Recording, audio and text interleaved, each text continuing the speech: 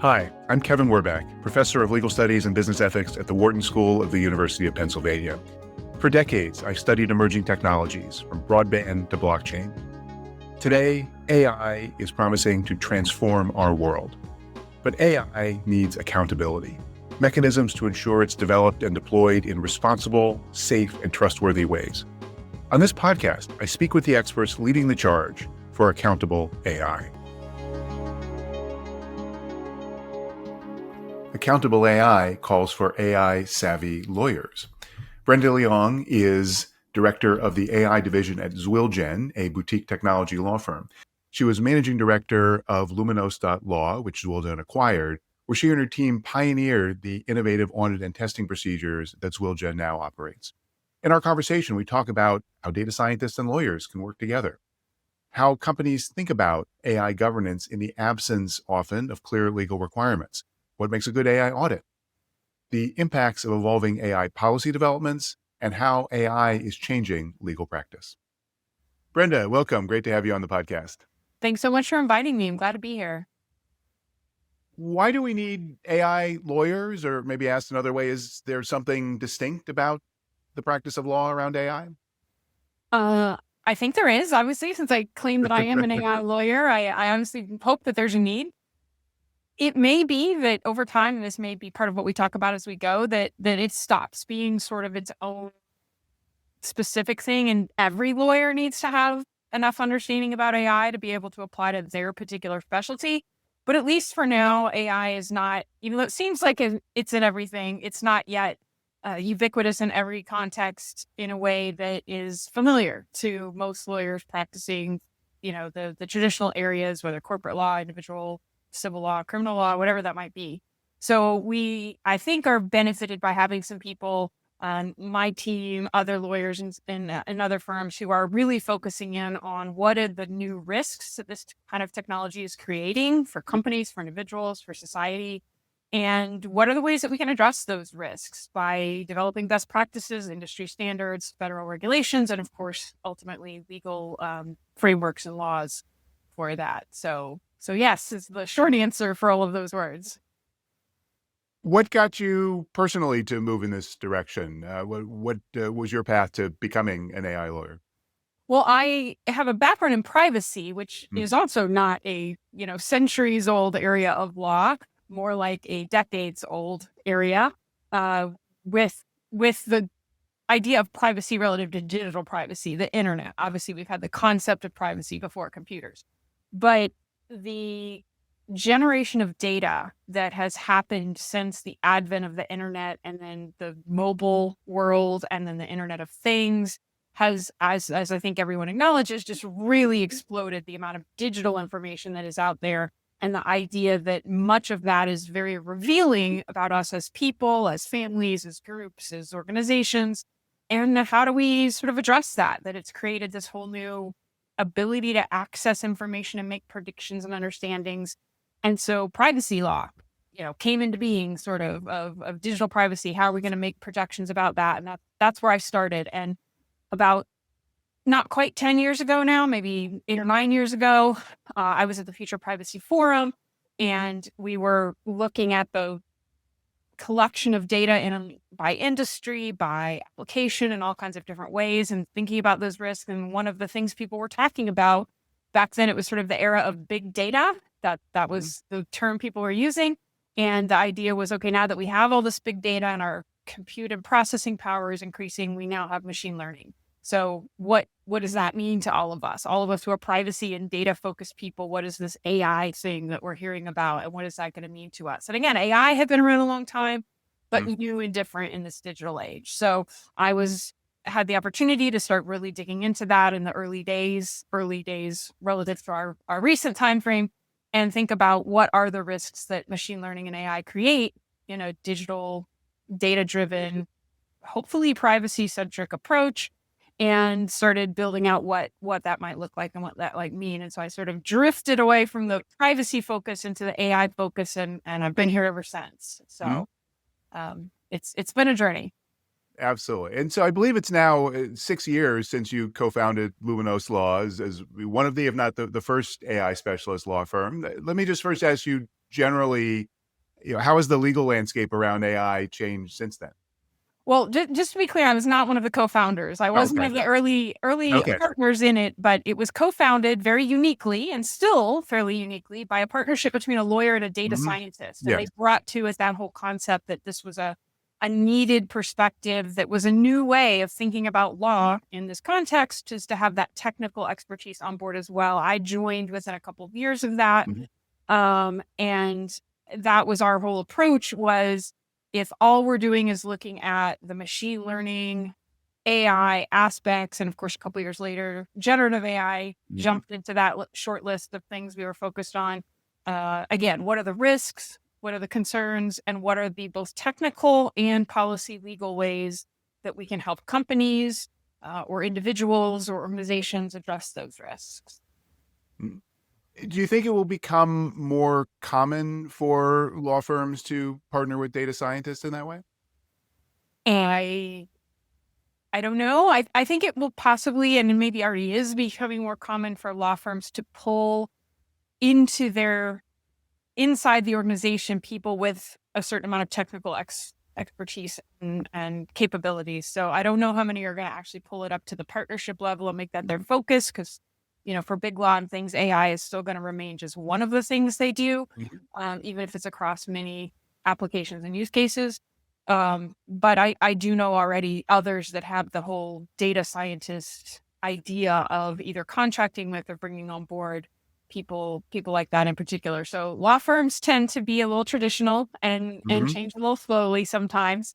But our startup firm was breaking that mold very obviously. And then ZwillGen, which acquired us recently, has also sort of been a groundbreaker in terms of technology law, generally privacy and security law, and now AI law. So they're more than willing, I think, to look at things in a new and different way and figure out what does the future look like for legal services on things that require this level of technical understanding.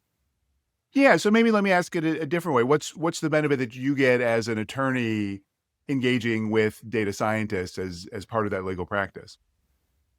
Well, I get a really daily education for sure about a lot of things that are pretty interesting. So I'm a, technically savvy lawyer, but at the end of the day, I'm still a lawyer. I'm not a programmer. I'm not an engineer. I'm not a data scientist. I'm not even a statistician. Not saying that's minimal, just saying that's been around even longer. And so down at the very detailed level, I still don't, know how to do those things. I know more about them than many people do, or even than many lawyers do.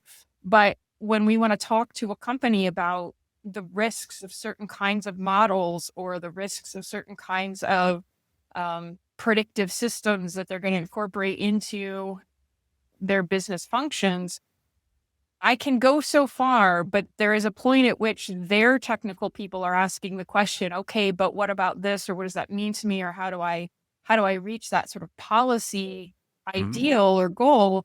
And it's not just helpful, it's invaluable to have the technical people on my side who can actually answer that question, who can say, this is what that means. This is, using technical language or statistical analysis or whatever else, can say, this is what that means. So I learn more every day. I get a lot of expertise from being with them, but I will never, unless I go back to school, I will never be a trained, specialist in any of those areas.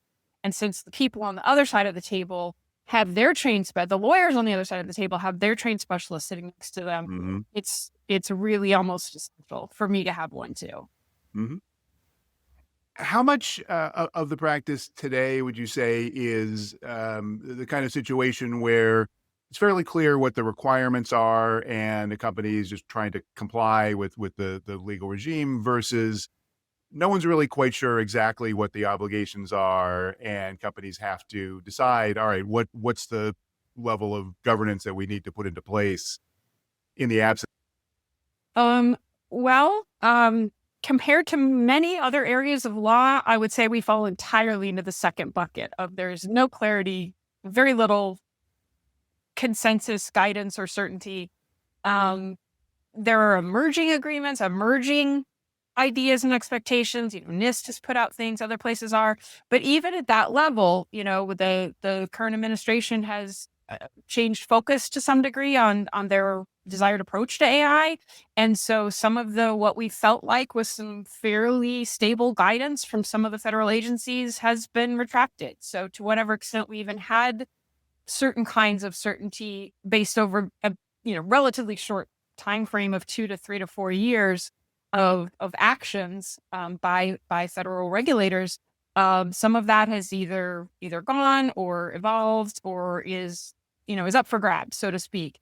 And then out in the court system, there just hasn't been a lot of time for a lot of cases addressing all the different varieties of things to really make their way through. So we're starting to get some of that, getting some in biometrics in certain places, getting some in other kinds of, truth and representation of AI in a couple of, various states that have taken that on to not let companies misrepresent what AI can or can't do, to be transparent about it. Obviously, there's a lot of churn in the intellectual property world. What are the impacts on copyright and other questions of these new use cases of data to train these large systems? But there just hasn't been a lot of time for the questions to even all be well articulated, much less clearly and definitively answered. And where there is guidance that's come out, it frequently is in such an early stage that it changes. We have a law in New York City for audits that is sort of under discussion for potential change.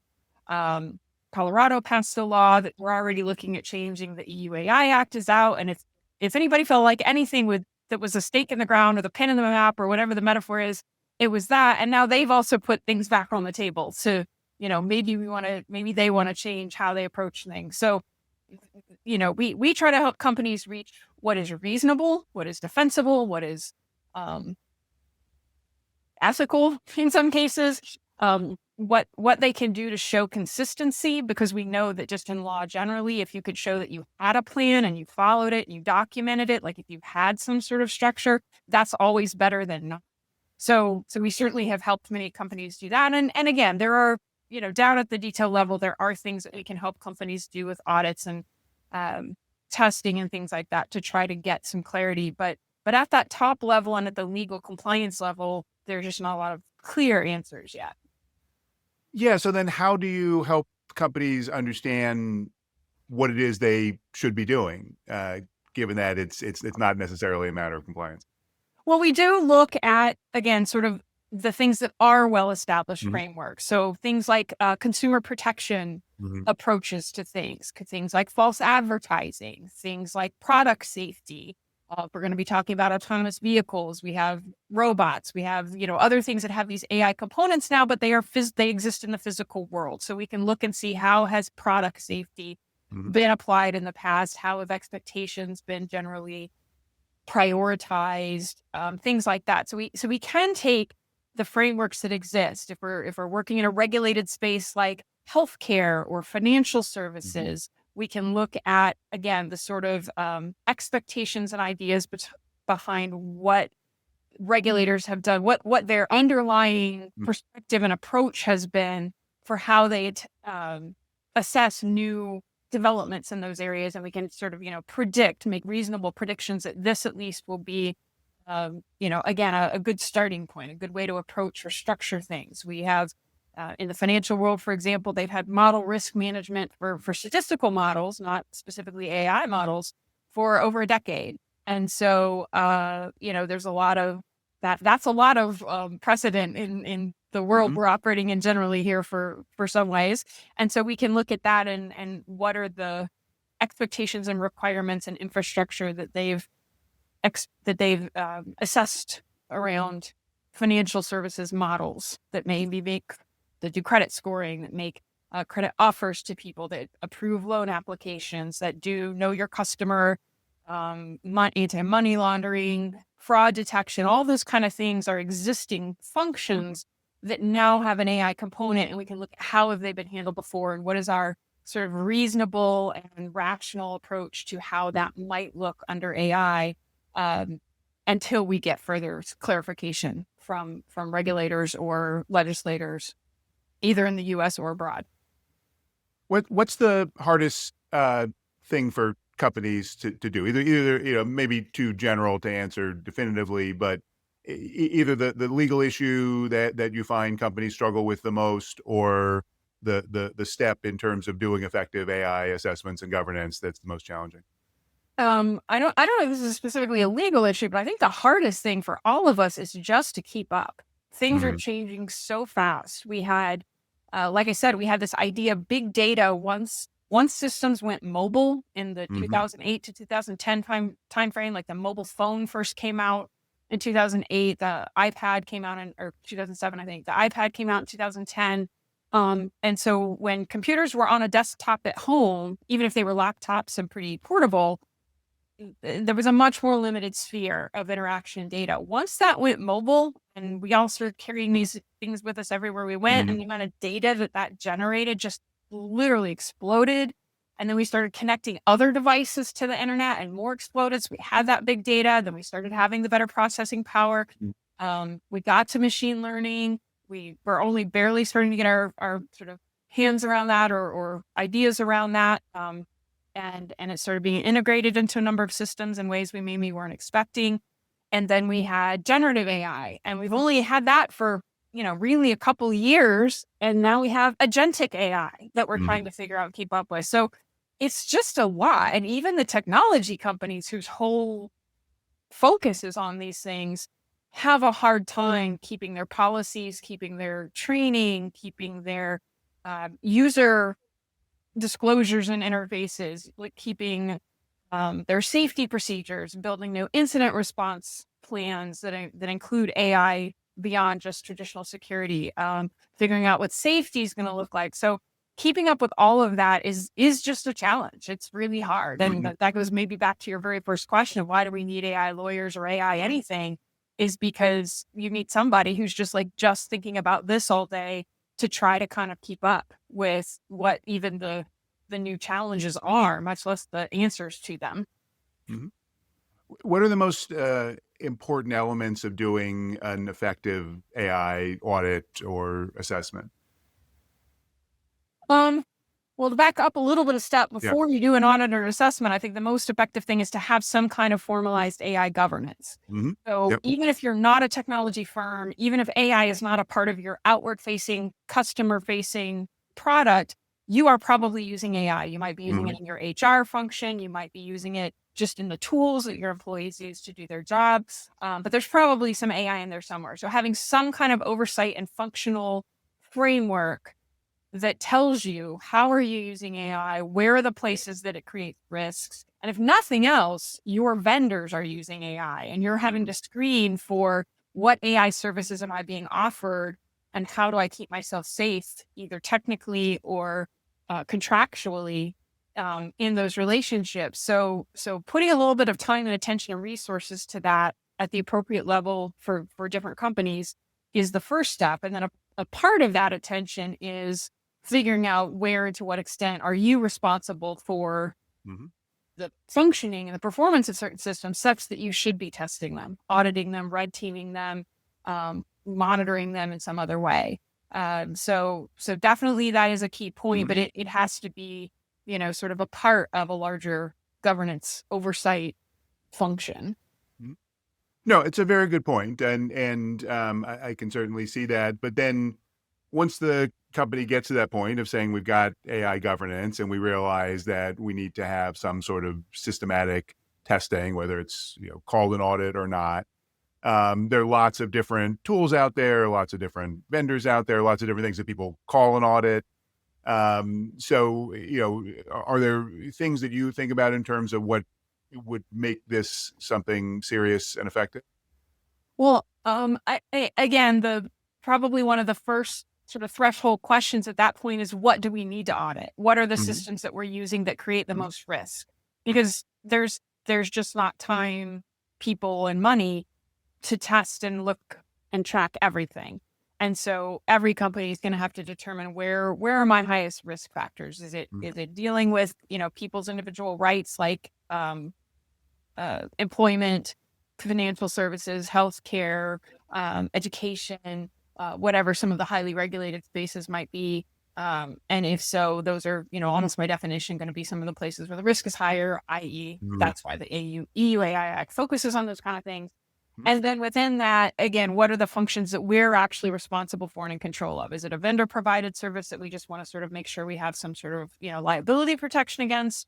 Or is it something that we are actually responsible for? And if so, then that's where you take the deep dive and you say, okay, if it's my model or I'm the owner operator of a model in a way that makes me responsible for the outcomes, what are those outcomes and how do I need to do a risk assessment? Do testing? What standards am I going to apply? What thresholds am I going to establish? What's the frequency of my oversight going to be? And, to what extent am I doing that in response to potential, liability or some other kind of responsibility to make sure I'm sort of like balancing that approach necessarily. So at the end of the day, that will mean that there's probably a couple models at any given company that they want to do a model audit for, to figure out, is it operating correctly? There's an accuracy performance measure. There's also measures for bias. There's measures for safety. And, just to sort of maybe approach the elephant in the room a little bit. When I say bias, I'm not just talking about anti-discrimination or protected classes or civil rights or anything like that. Bias is just unequal operation on people in different groups that can be identified by a set of characteristics. So you don't want that from a business standpoint in many cases. You don't want bias to people regionally, perhaps, or some other characterization or categorization if that's not in part of the product or service you're offering, that it's sort of de facto going to have that sort of impact, uneven attraction and impact for people. You want to figure out and make sure that you're not inadvertently biased against some group or category that from a business standpoint is bad for you. And then, of course, obviously, hopefully for, reasons of human rights and other civil liberties and things like that, you also have those kinds of oversights. But it is a functional question from a business point of view, regardless. Mm-hmm. Yeah, and as you mentioned, the Trump administration has come in and really pulled back on a lot of the prior Biden administration's efforts on AI, has taken a very deregulatory tone. What are you seeing in terms of how companies are responding to that, in terms of how they're on their own thinking about AI governance? So obviously, whoever are our clients to some degree are sort of a self-selected group of people who have identified this as a priority for them. So they are probably biased. They may not be representative of the large number of companies that there are out there. But at least to the extent that I work with companies who are making these decisions, again, many of them see this as framed as a business, responsible business operational question, not just a legal compliance question. There's a lot of overlap, and some aspects might be one or the other. But you want to be able to know that your system is doing what you need it to do in the way that you want it to do it. So if you're making credit offers or you're offering, health diagnoses, or your, whatever it is that you're doing, and you're now doing it with AI, you want to be able to verify that the way you're doing it with AI is actually better than what you were doing before, or whatever your other alternatives might be. And you want to make sure that it is actually working and getting you the benefit that you probably chose to use AI in order to achieve. And if you can't demonstrate that, even for yourselves internally, you're sort of operating in the dark. And then hopefully, you can demonstrate that internally. And then hopefully, obviously, your business partners, your third-party vendors, your customers, and regulators are all going to want to have a little bit of a stake in, can you demonstrate that you're doing something well? And then, of course, at the end of the day, hopefully, if you're doing it better than the next companies, that's your competitive advantage as well. We have certainly done audits and certification kind of things for companies because they want to be able to show it to potential business partners and say, look, we have a model that does X. Lots of people have a model that does X, but we had ours tested and it does X really well, or it does X to this reliable, dependable, consistent standard. And we can show that to you. And maybe the other companies don't have that or can't have that. So, there's a lot of reasons for it. And you mentioned a couple of times the European Union AI Act. We have a model from privacy with GDPR coming out of Europe, and there was a Brussels effect, either directly or indirectly. It was a template. Multinationals were complying. even if they're not based in Europe. Um, it seems like that's not entirely the pattern that is happening with the AI Act. But I'm curious about your thoughts about the its implications globally, and if Europe is not basically setting the tone in the same way, how do we get to some sort of global understandings that companies can respond to in terms of what the basic legal regime should be? Well, I do just want to clarify that this is just my opinion. If you Yeah. asked 10 other people on 10 other, Hmm. series of your podcasts, you'd probably get 10 other opinions, and all of them would have some, Hmm. probable defensible rationale behind them. But I think it really has. Now, I would say we're not at the end of the chain yet in terms of the Brussels effect hasn't put us in a here's how we're going to operate sort of state, but it certainly has framed the conversation. Hmm. They were the first ones to put something out that was comprehensive, that applied to AI across industries and contexts and use cases. And so the way that they approached it, if nothing else, the fact that they are using this risk-based approach, Hmm. prioritizing things that have high risk, prioritizing impacts on individuals and their human rights, has now been the first people to lay, the first legislative action to lay this something down and saying, this is the way we're going to do things. And here's how we're looking at creating those standards. And they haven't really gotten to all of the details yet about um, how they're going to carry out some of those sort of ideals and ideas that are in the act. They're starting to get some of that more guidance out, and now we're going to have more discussion, I think, around some of it. But I think they have already had the Brussels effect, and the fact that nobody else is going to be able to do a comprehensive law that isn't going to be compared to the EU AI Act. So it might be the same, it might be different, but it is by definition going to be compared against that. And so again, so if nothing else, they've put a framework out there. But I do think, to your point, it isn't yet the GDPR in the sense of sort of creating this sort of standardized baseline and operating standard that does ripple out beyond just the areas of scope of the law, partly because the law hasn't even gone to effect yet, entirely. I mean, parts of it have, but it hasn't even fully matriculated yet. And there isn't all of the guidance necessary to really implement it yet. And there is a lot of pushback. I mean, it's hard to make a comprehensive law that affects so much across so many different, aspects of our life and world. And so there is, it was 2, 3, 4 years in the making, just to get it to that point. And generative AI kind of came up in the middle, and they had to really scramble and regroup to incorporate that. And there was a lot of change in that last year to get it across the finish line. So the fact that it's still being, seen as somewhat malleable or open to discussion, I think is reasonable. Like I said, I think the biggest change is just keeping up. And trying to pass a law in a system that takes years to pass it and then implement a law is always going to be playing a little bit of catch up, at least for a while.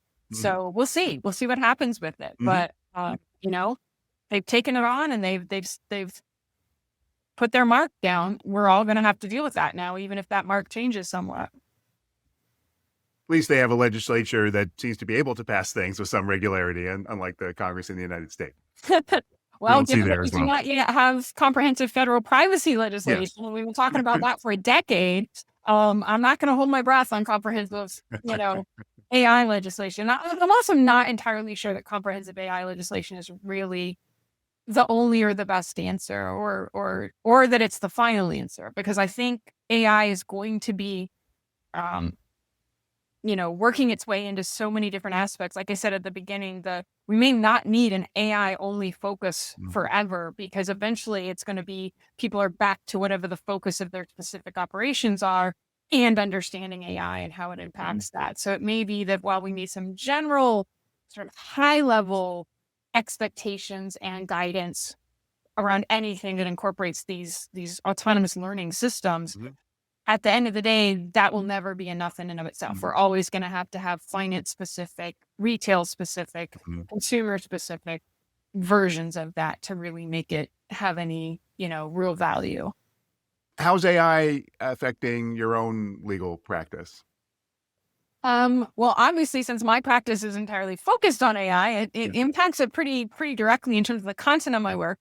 But to your point about, like, as a law firm, I would say I don't have firsthand knowledge of what other law firms are doing, but I would say we probably are interested in experiment and try things out as much as anybody. I certainly use ChatGPT a lot. I do not have it generate briefs for me such that I'm going to have false citations. First of all, I'm not a litigator, but the litigators in my firm do not do that. Can I just stop you there? Are you surprised how many of these examples we are seeing? The first couple, it was fairly early on, and it was like, okay, people don't get it, but these examples keep coming up of these hallucinated citations. Yeah, no, I am surprised in one way. But at the same time, I think if nothing else, it's such a great example of how influential, I'm trying not to use the word manipulative, influential the interaction with these systems can be, because they are designed to be believable, to be certain, to be convincing. They're not built to be true, but they are built to be convincing. And so the idea that we continue to preach over and over and over again, be cautious, double check specifics, don't trust outputs. It's literally on the bottom of your screen. If you're using any of the big commercial LLMs, this system may be wrong. Check your results. And yet as people, we are just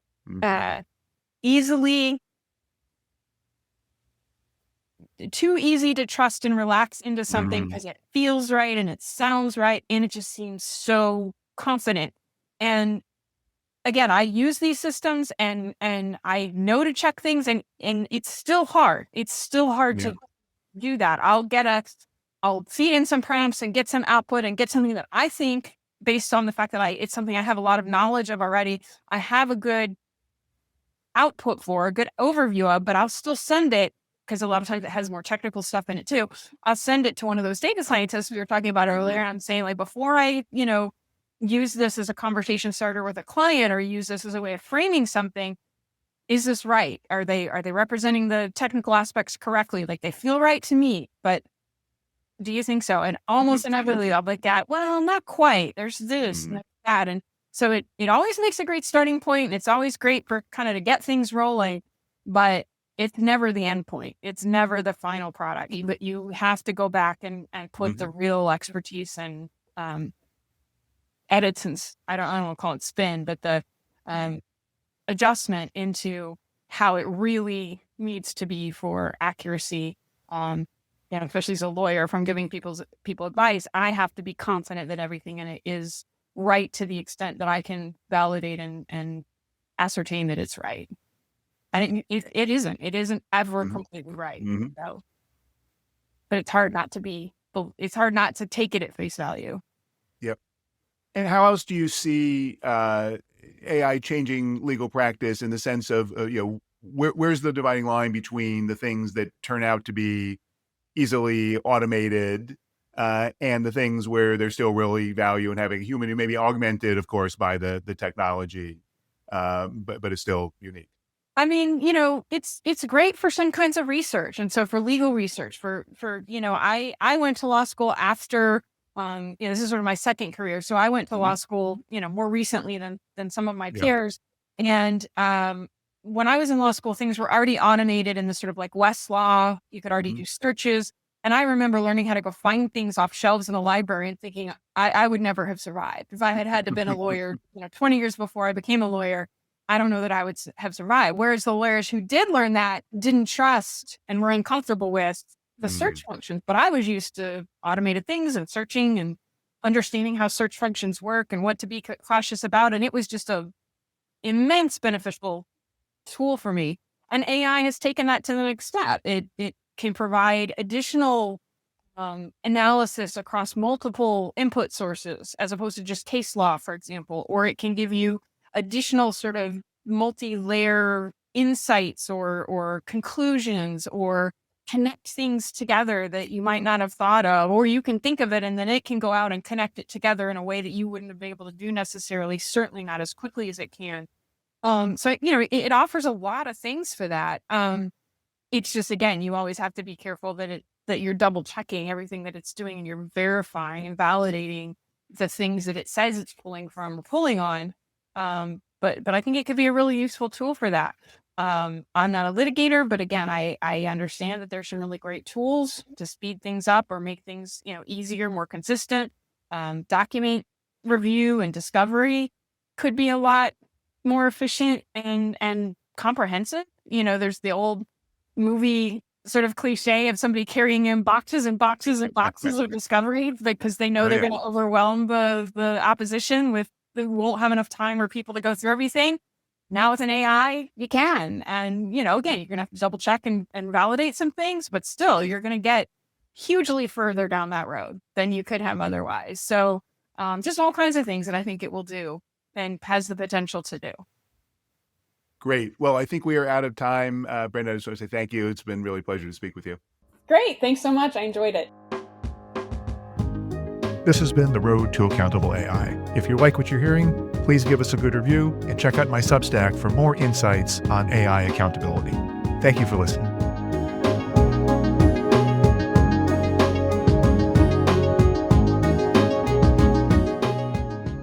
This is Kevin Werbach. If you want to go deeper on AI governance, trust, and responsibility with me and other distinguished faculty of the world's top business school, sign up for the next cohort of Wharton's Strategies for Accountable AI online executive education program, featuring live interaction with faculty, expert interviews, and custom-designed asynchronous content. Join fellow business leaders to learn valuable skills you can put to work in your organization. Visit execed.wharton.upenn.edu/ACAI for full details. I hope to see you there.